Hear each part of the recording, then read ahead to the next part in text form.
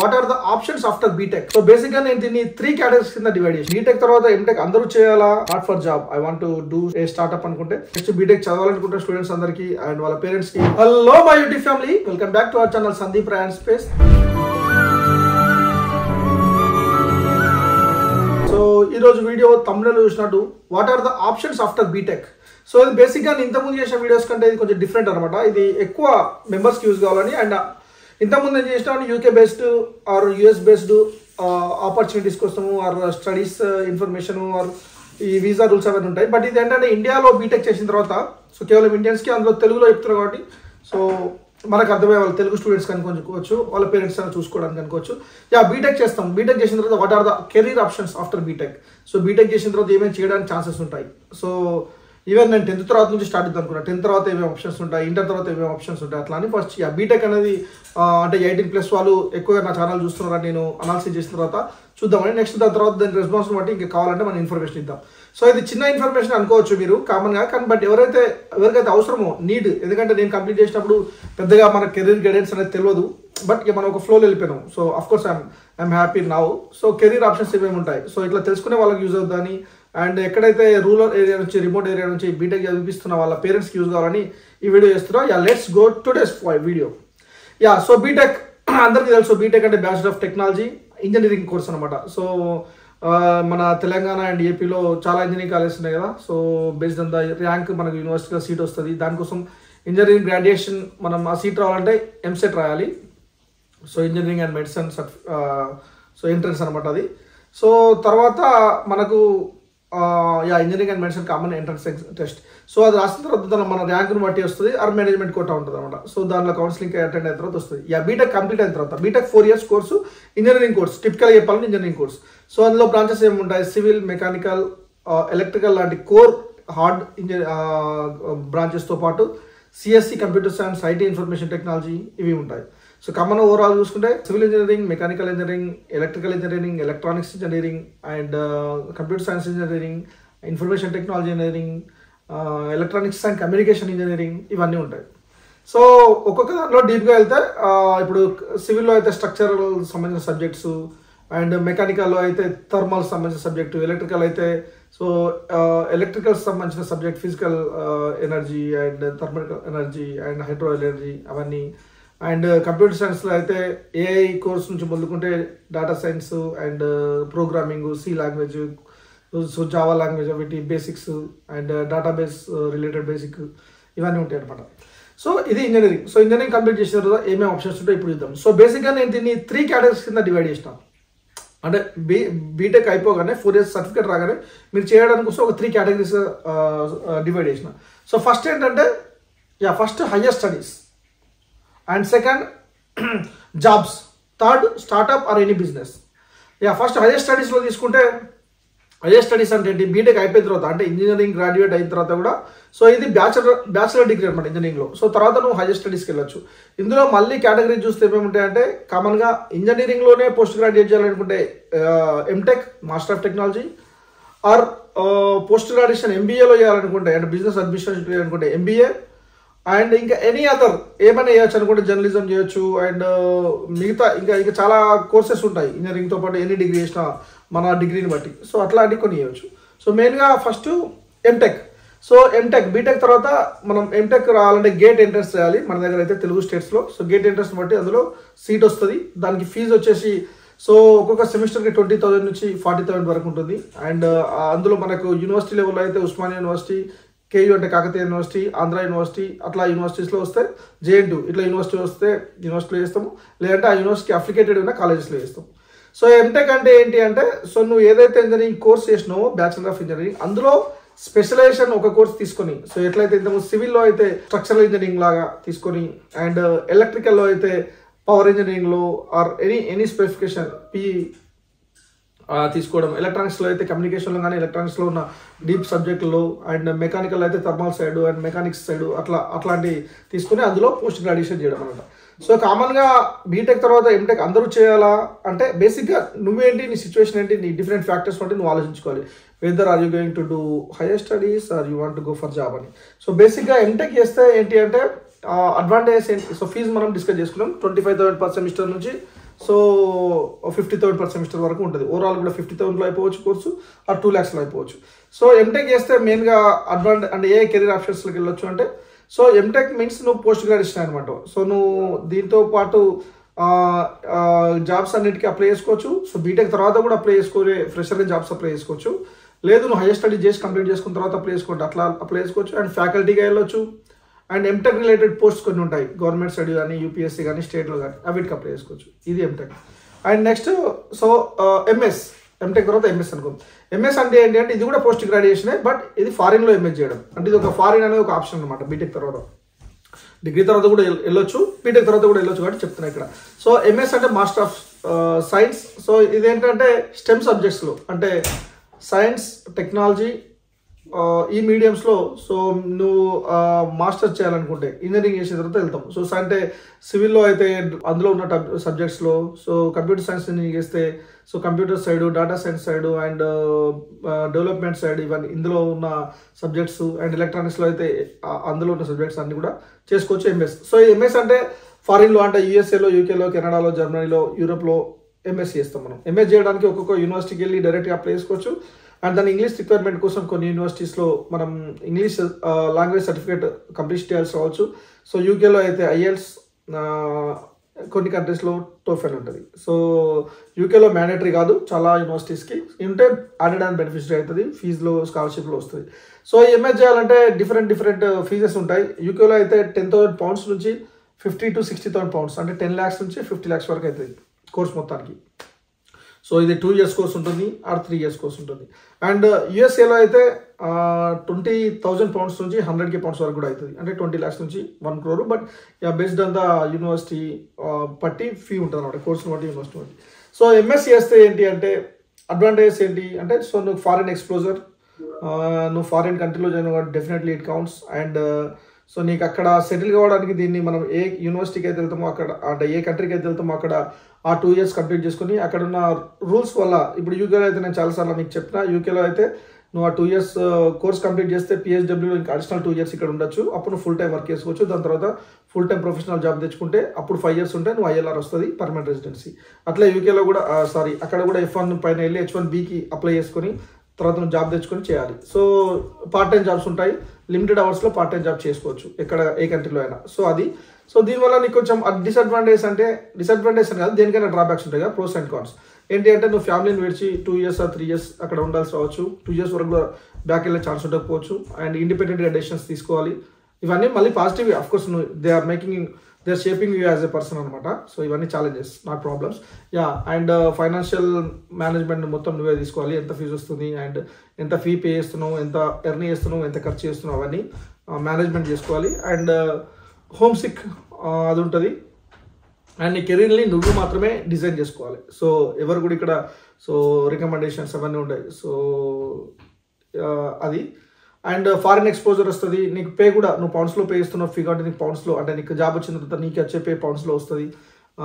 యూకేలో అయితే యావరేజ్గా 45,000 to 35,000 to 50,000 ఉంటుంది కోర్స్ కంప్లీట్ చేసుకున్న తర్వాత. ఇండియాలో ఎక్స్పీరియన్స్ ఉండి మీరు ఇక్కడ కోర్స్ చేస్తే వేరే 35 lakhs అనమాట, 35 lakhs to 50 lakhs ఉంటుంది. సో యూకేలో అయితే. యూఎస్ఏలో అయితే $45,000 నుంచి $60,000 వరకు ఉంటుంది. సో యావరేజ్గా 30 lakhs per annum నుంచి 50 lakhs per annum వరకు నేను ఎర్న్ చేస్తారు, జాబ్ వస్తాయి, కోర్స్ అయిపోయిన తర్వాత జాబ్ వస్తాయి. సో ఇది ఎంఎస్. సో ఇప్పుడు మనం ఎంటెక్ చూసినాం, ఎంఎస్ చూసినాం. నెక్స్ట్ అదర్ కోర్సెస్ అంటే కొందరికి ఇంజనీరింగ్ తీసుకున్న తర్వాత రియలైజ్ అవుతాం, నేను పొలిటికల్ సైన్స్ కోర్స్కి వెళ్తా, ఆర్ నేను జర్నలిజంకి వెళ్తా అట్లా అని. సో అట్లాంటప్పుడు మీరు ఆ కోర్సెస్లో మీరు ఏదైతే ఇంజనీరింగ్ చేసిన అప్లికేబుల్ ఉంటే ఆ యూనివర్సిటీకి సంబంధించిన ఎగ్జామ్స్ రాయాలి. సో ఓయూ ఎంట్రన్స్ కానీ, కేయూ ఎంట్రన్స్ కానీ, అదర్ కోర్సెస్ అన్ని చేయొచ్చు అనమాట. ఏవేవి అప్లికేబుల్ అయితే మన క్వాలిఫికేషన్లో చేసిన దానికి చేయొచ్చు. సో ఇది హైయర్ స్టడీస్ చేస్తే మళ్ళీ ఫ్రెషర్గా అప్లై చేసుకోవచ్చు. కొన్ని జాబ్స్కి బీటెక్ ఆర్ ఎంటెక్ ఫ్రెషర్స్గా అప్లై చేసుకోవచ్చు. అండ్ మిగతా మీరు అక్కడ ఉండే గవర్నమెంట్ జాబ్స్కి any BTech or MTech any post graduation apply చేసుకోవచ్చు, ఫ్యాకల్టీకి అప్లై చేసుకోవచ్చు. ఈ యావరేజ్ సాలరీ నా జాబ్ని బట్టి ఉంటుంది. ఇది హైయర్ స్టడీస్. సో నెక్స్ట్ జాబ్స్కి వచ్చేసరికి కామన్గా దీని జాబ్స్ ఎట్లా అంటే, సో ఇందులో మనం ఎట్లా చూడొచ్చు అంటే, first core jobs and second IT జాబ్ని సపరేట్ చెప్తున్నా. ఎందుకో చెప్తాను నేను. And third any other jobs.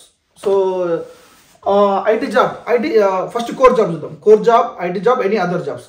So core job అంటే ఏంటి అంటే, సో ఇప్పుడు నేను యాక్చువల్లీ ట్రిపుల్ కంప్లీట్ చేసిన, so electrical and electronics engineering. So core job అంటే ఏంటి అంటే, నువ్వు ఏ కోర్స్లో అయితే బీటెక్ కంప్లీట్ చేసినావు, bachelor of technology, so bachelors engineering complete చేసినావు, ఆ కోర్స్లో ఉన్న ఫీల్డ్లో, సో నువ్వు సిఎస్సి కాకుండా మిగతా వాళ్ళ గురించి మాట్లాడతాం మనం, mechanical and electrical and electronics and electronics and communications and civil, so వీళ్ళందరూ ఆ కోర్ సబ్జెక్ట్స్లో వాళ్ళ ఎలక్ట్రికల్ సైడ్లను, మెకానికల్ను, సివిల్ను ఆ కోర్ సబ్జెక్టులో సో జాబ్ చేసుకోవడం. సో ఇందులో ప్రైవేట్గా కానీ గవర్నమెంట్గా కానీ. సో గవర్నమెంట్గా అంటే ఎన్టీపీసీ లాంటి దాంట్లో, అండ్ మన దగ్గర ఉన్న డిస్ట్రిబ్యూషన్ ఎన్పీడీసీఎల్, టీఎస్పీడీసీఎల్ ఇవన్నీ ఉంటాయి కదా. ఇప్పుడు మా ఫ్రెండ్స్ కొందరు అక్కడ సబ్స్టేషన్లో పనిచేస్తూ ఉన్నారు. వాళ్ళు సబ్స్టేషన్ నుంచి నెక్స్ట్ లెవెల్కి ఏఈ వరకు పనిచేసే వాళ్ళు అందరు కూడా ఉన్నారు. సో నా దాంట్లో మా క్లాస్లో ఒకరిద్దరు ఏఈ అయ్యారు, ఏఈ, అండ్ కొందరు లైన్మెన్ లాంటి జాబ్ నుంచి ఇంకొంచెం సబ్స్టేషన్లో ఆ ఎలక్ట్రికల్ డిపార్ట్మెంట్లో పనిచేస్తున్నారు అనమాట. అట్లా అవన్నీ కోర్ జాబ్స్ కిందకి వస్తాయి. సో కోర్ జాబ్లో సాలరీ కొంచెం తక్కువ స్టార్ట్ అవుతుంది. ఈవెన్ కొందరు అయితే 8,000 స్టార్ట్ చేసిన వాళ్ళు ఉన్నారు, 10,000 స్టార్ట్ చేసిన వాళ్ళు ఉన్నారు, 12,000 అట్లా స్టార్ట్ చేసిన వాళ్ళు. అప్పుడు 10 years బ్యాక్ కాబట్టి, 13 years బ్యాక్ కాబట్టి, ఎప్పుడైతే ఒక 20,000 అట్లా స్టార్ట్ అవుతుంది. సో తర్వాత అంచెలంచెలుగా అవుతుంది. ఏఈగా జాయిన్ అవుతానికి ఇప్పుడు 1 lakh వస్తుంది. అది గవర్నమెంట్ జాబ్ సెక్యూరిటీ. సో ప్రైవేట్గా అంటే మనం ఎక్కడైతే కాంట్రాక్టర్స్ దగ్గర ఆర్ స్టేషన్స్, థర్మల్ స్టేషన్స్ దగ్గర, సో వీటిలో పనిచేయడం. సివిల్ అయితే సో గవర్నమెంట్ సైడ్ కానీ ప్రైవేట్ సైడ్ కానీ, సో చాలా సివిల్ కన్స్ట్రక్షన్స్ కంపెనీస్ ఉంటాయి కదా, చాలా కంపెనీస్లో పనిచేయడం అట్లా. సో గవర్నమెంట్ సైడ్ అయితే ప్రాజెక్ట్స్లో, సో స్టేట్ లెవెల్ గవర్నమెంట్లో, టీఎస్ గవర్నమెంట్లో, ఏపీ గవర్నమెంట్లో పనిచేయడం. ఇది core jobs. And next IT job. So IT job అని ఎందుకు సపరేట్ పెట్టినామంటే, ఎనీ ఇంజనీరింగ్ గ్రాడ్యుయేట్ కూడా ఐటీలోకి రావచ్చు కాబట్టి. ఇన్ఫ్యాక్ట్ డిగ్రీ వాళ్ళు కూడా రావచ్చు. బట్ బీటెక్ తర్వాత ఫ్రెషర్స్ అంటే బీటెక్ వాళ్ళని అన్నట్టు ఎక్కువ 90% బీటెక్ వాళ్ళని కన్సిడర్ చేస్తారు సీరియస్లీ చెప్పాలంటే. కొందరికి సపరేట్గా డ్రైవ్స్ పెట్టి బీఎస్సీ, బీకామ్ వాళ్ళను, ఎంఎస్సీ ఎంకి వాళ్ళని కూడా తీసుకుంటారు. అది సపరేట్ డ్రైవ్, బట్ పర్సెంటేజ్ తక్కువే ఉంటుంది. సో డెఫినెట్గా ఐటీ జాబ్స్. సో ఈ ఐటీ జాబ్ అనేది ఒక ఓషన్ అనమాట, ఒక సముద్రం. ఎందుకంటే ఐటీలో చాలా రకాలు ఉంటాయి. సో మేజర్గా కొన్ని చెప్తా. రోల్ వైజ్ చూసుకుంటున్నట్టయితే developers and non developers. So developers అంటే ఎవరు? Who can do the coding. So coding, programming knowledge ఉన్న వాళ్ళు డెవలపర్స్లోకి వెళ్తారు. సో మిమ్మల్ని సెలెక్ట్ చేసుకునేటప్పుడే మీరు ఫ్రెషర్గా ఉన్నారు కాబట్టి మీ బేసిక్స్లో, సో కామన్గా EEC వాళ్ళని కూడా ఏమడుగుతారు అంటే, మీరు మీరు ఏదైనా కోర్స్ కంప్లీట్ చేస్తే ఆ కోర్స్లో ఉన్న బేసిక్సే అడుగుతారు. సో వీళ్ళకి కావాల్సిన ప్రాజెక్ట్ బేసిక్స్ కాదు, ఎందుకంటే మీకు ఎక్స్పీరియన్స్ లేదు కాబట్టి. సో మీ బేసిక్స్లో మీరు పర్ఫెక్ట్ ఉండి మీకు 60% ఉంటుంది అంటే, సో మీరు కాంపిటీషన్ ఉంటుంది. బట్ చాలా కాంపిటీషన్ ఉంటుంది, టఫ్ కాంపిటీషన్. ఎందుకంటే సో రెగ్యులర్గా ఎన్ని లక్షల మంది ఇంజనీరింగ్ గ్రాడ్యుయేట్స్ పాస్ అవుతారో చూస్తున్నాం. వాళ్ళంతా 2-3 years నుంచి అప్లై చేసుకునే వాళ్ళంతా కూడా వస్తారు కామన్గా. అంటే బీటెక్ ఫ్రెషర్స్ అని పెడితే ఓన్లీ 2024 పాస్ అవుట్ కాకుండా 2022 to 2024 పాస్ అవుట్ అని పెడతారు కాబట్టి వాళ్ళందరూ వస్తారు. అట్లా 1-2 years వేస్ట్ అయ్యి జాబ్ రావడం వాళ్ళకి ఇంకా టఫ్ అవుతుంది. అది ఐటీలో రోల్ వైజ్ చూసుకుంటే డెవలపర్స్ అండ్ నాన్ డెవలపర్స్ అంటే ప్రొడక్షన్ సపోర్ట్గా అండ్ QA క్వాలిటీ అసిస్టెంట్ టెస్టర్స్గా అండ్ ప్రాజెక్ట్ మేనేజ్మెంట్ అసిస్టెంట్స్గా ఇట్లా ఉంటారు. హెచ్ఆర్గా కూడా బీటెక్ చేసుకుని కూడా దానికి అప్లై చేసుకోవచ్చు. ఇది కాకుండా కొందరు బిజినెస్ డెవలప్మెంట్ అడ్వైజర్స్గా అండ్ బిజినెస్ మేనేజ్మెంట్లో ఫ్రెషర్స్గా ఇవన్నీ కూడా ఐటీలో వస్తాయి. ఐటీలో ఇవన్నీ ఉంటాయి అనమాట. సో డెవలపర్స్ అంటే ఏంటంటే కోడింగ్, ప్రోగ్రామింగ్ తెలిసి ఉండాలి. ఆ కోడింగ్ అంటే ఏంటి? Java, Oracle, C++ and Salesforce, ఇవన్నీ కోడింగ్ లాంగ్వేజ్ కిందకి వస్తాయి. కోడింగ్ అంటే it's a set of programming language where we are giving commands to execute the code to understand the system actually. So ఒక్కొక్క ప్రోగ్రామింగ్ సిస్టమ్కి, ఒక్కొక్క ప్లాట్ఫామ్కి ఒక్కొక్క కోడింగ్ ఉంటుంది అనమాట. దాన్ని మనం యూజ్ చేసి ఆ కోడింగ్ స్టాండర్డ్స్ తెలుసుంటే మనం ఆ ప్రాజెక్ట్లో అప్లై చేస్తాం. ఇది. అండ్ కంపెనీస్ వైజ్గా చూసుకుంటే product based companies and service based companies ఉంటాయి. ప్రొడక్ట్ బేస్డ్ కంపెనీస్ అంటే గూగుల్, మైక్రోసాఫ్ట్, సో ఏవైతే కంపెనీస్ ఉంటే వాళ్ళకే మనం వర్క్ చేస్తే. నేను అందులో వెల్స్ ఫార్గో పని చేసిన. It's a bank. So I work for Wells Fargo and my client is also Wells Fargo bank only. వాళ్ళ ఐటీలో ఉండి వాళ్ళకి పనిచేసిన. అది ప్రొడక్ట్ బేస్డ్. సో ఇందులో లిమిటెడ్ జాబ్స్ ఉంటాయి, సాలరీస్ కొంచెం ఎక్కువ ఉండొచ్చు, కొన్ని బెనిఫిట్స్ ఉంటాయి, అది ఉంటాయి. ఇది product based. So service based అంటే 90% సర్వీస్ బేస్డ్ ఉంటాయి. TCS, విప్రో, ఇంకా చాలా అన్ని కంపెనీస్ అందరూ కూడా సర్వీస్ బేస్డ్. ఎందుకంటే వాళ్ళు ఒక క్లయింట్ దగ్గర వర్క్ అంతా తీసుకుని ఒక క్లయింట్కి వీళ్ళు అట్లా చాలామంది క్లయింట్స్కి వీళ్ళు పనిచేస్తూ వీళ్ళు రిక్రూట్మెంట్ చేసుకొని పేరోల్ అంతా వీళ్ళది ఉంటుంది. మనం we're employed to the TCS some company and we'll work for some service company అనమాట. అది సర్వీస్ బేస్డ్ కంపెనీ. సర్వీస్ బేస్డ్లో చాలా బల్క్ రిక్రూట్మెంట్ చేసుకుంటారు. ఎందుకంటే ఒక కంపెనీ కాకుండా చాలా ప్రాజెక్ట్స్ ఉంటాయి కాబట్టి అండ్ శాలరీ కొంచెం సర్వీస్ బేస్ కంటే కొంచెం తక్కువ ఉండొచ్చు, ఇట్లా ఉంటుంది. అండ్ కొన్ని స్టార్టప్ జాబ్స్ అంటే సో ఎవరైనా మన వాళ్ళైనా ఇండియన్స్ అయినా ఎవరైనా స్టార్టప్ అంటే అప్పుడే స్టార్ట్ అయిన ఒక ఐడియా అనమాట, ఆ బిజినెస్లో పెట్టుకుంటే సో డెఫినెట్గా ఎక్కువ వర్క్ ఇస్తారు, ఎక్కువ ఎక్స్పెక్టేషన్స్ ఉంటాయి. సో మీకు లిమిటెడ్ అమౌంట్ ఆఫ్ వర్క్ కాకుండా సో వాళ్ళు లిమిటెడ్ రిసోర్స్ ఉంటారు కాబట్టి ఎక్కువ వర్క్ ఇచ్చి సో అంతా మనం చేయాల్సి ఉంటుంది. సో కొందరైతే స్క్రాచ్ నుంచి మొదలుకుంటే డిప్లాయ్మెంట్ వరకు కూడా వాళ్ళతో చేయించి ఉంటుంది. ఇదంతా ఐటీ జాబ్స్. సో ఇందులో ప్యాకేజెస్ వచ్చేసి సో 3 lakhs నుంచి 8 lakhs వరకు వస్తాయి.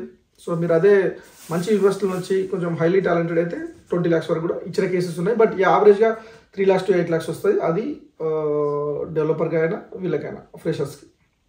And next govt jobs.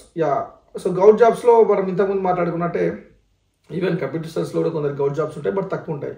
ఎందుకంటే ఇప్పుడు ఎంఎస్ఐఎంఈ ఆర్ గౌట్ బేస్డ్ వాళ్ళకు ఐటీలో ఉన్న వాళ్ళకు చేసుకునే ఐటీ డిపార్ట్మెంట్ అనేది అందరికీ ఉంది కాబట్టి అందులో ఉన్న సో గవర్నమెంట్ ఐటీకి మాత్రమే ఉంటుంది అనమాట, అది తక్కువ ఉంటాయి. బట్ మిగతా కోర్ డిపార్ట్మెంట్ అందరికీ గౌట్ జాబ్స్ వస్తాయి.